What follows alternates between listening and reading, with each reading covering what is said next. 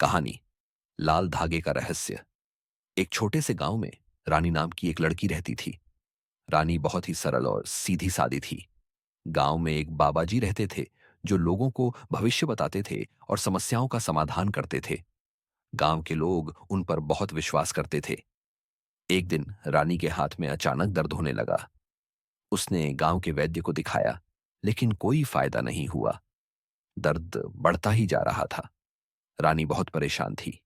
उसकी मां ने उसे बाबाजी के पास जाने की सलाह दी। रानी बाबाजी के पास गई और उन्हें अपनी समस्या बताई। बाबाजी ने रानी के हाथ को देखा और कहा, तुम्हारे हाथ पर किसी बुरी आत्मा का साया है। तुम्हें एक लाल धागा पहनना होगा। इस धागे में शक्ति है जो बुरी आत्मा को दूर कर देगी। रानी ने बाबाजी की बात मान ली और लाल धागा पहन लिया। कुछ दिनों तक रानी को लगा कि उसका दर्द कम हो रहा है। वह बाबाजी पर और भी अधिक विश्वास करने लगी। उसी गांव में एक डॉक्टर भी रहते थे जिनका नाम था विक्रम। विक्रम वैज्ञानिक सोच वाले व्यक्ति थे। उन्हें बाबाजी के अंधविश्वासों पर बिल्कुल भी विश्वास नहीं था। उन्होंने रानी के हाथ को देखा और कहा, यह दर्द किसी बुरी आत्मा के कारण नहीं है, बल्कि मांसपेशियों में खिंचाव के कारण है। तुम्हें कुछ व्यायाम करने होंगे और दवा लेनी होगी। रानी उलझन में पड़ गई। वह सोच रही थी कि किसकी बात मानी जाए।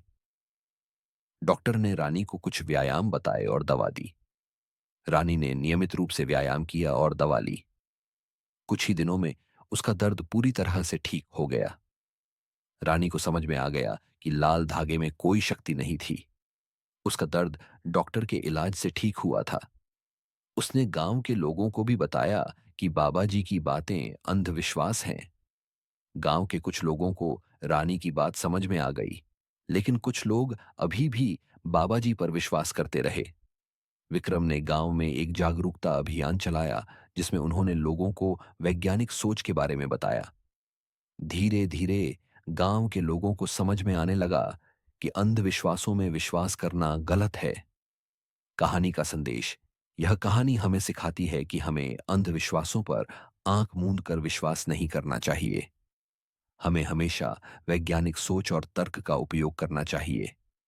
सही जानकारी और सही इलाज से ही हम अपनी समस्याओं का समाधान कर सकते हैं।